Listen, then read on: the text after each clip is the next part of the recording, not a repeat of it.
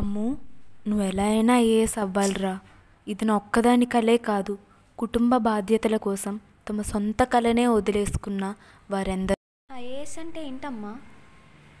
IAS అంటేనా, మన కుటుంబ బాధ్యతల్ని నేను ఎలాగైతే చూసుకుంటున్నానో అలాగే కొన్ని వందల కుటుంబ బాధ్యతలని తన కుటుంబంగా భావించి చూసుకునేవాడే ఐఏఎస్. నేను ఎలాగైనా ఐఏఎస్ అయ్యి నీ కలను నెరవేరుస్తానమ్మా.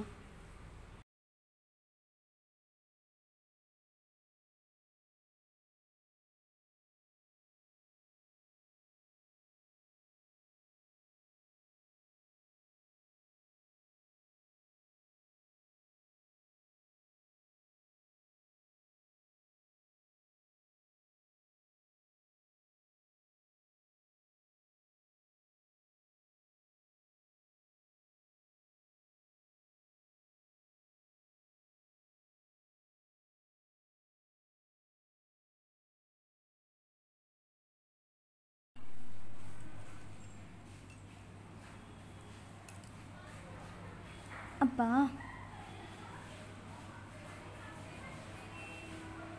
హలో అమ్మా, నేను ప్రిలిమ్స్ పాస్ అయిపోయాను. నేను పిన్నిని. పిన్ని, నువ్వా? అమ్మ లేదా? మీ అమ్మ యాక్సిడెంట్లో చనిపోయింది. నీకేవో ఎగ్జామ్స్ ఉన్నాయని చెప్పలేదు. అయినా ఆ చదువులు నీ వల్ల కాకపోతే చెప్పు, పెళ్లి చేసి పంపిస్తాం.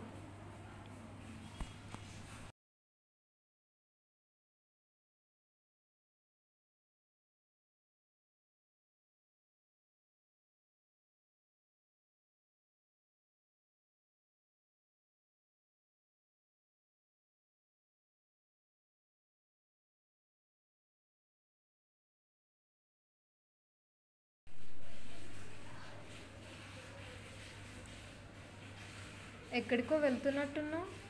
మేడం, మీరా? లోపలికి రండి.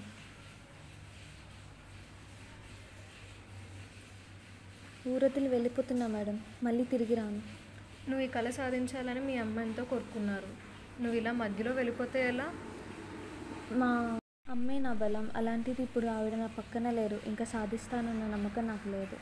మీ అమ్మ ఒక కళని ఆశయంగా మార్చుకో. ఆ ఆశయం రూపంలోనే ఆవిడ నీ పక్కనే ఉంటారు.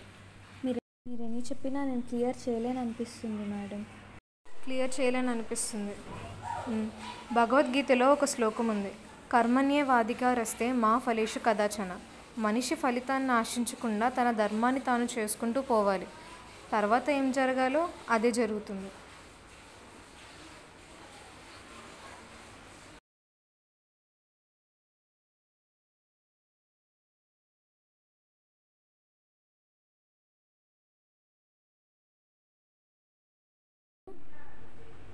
అమ్మో,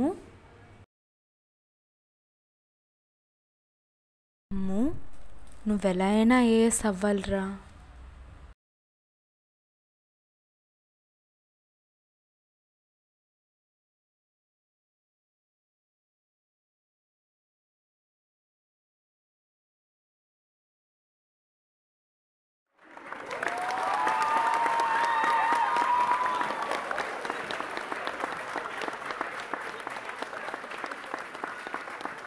థ్యాంక్ యూ.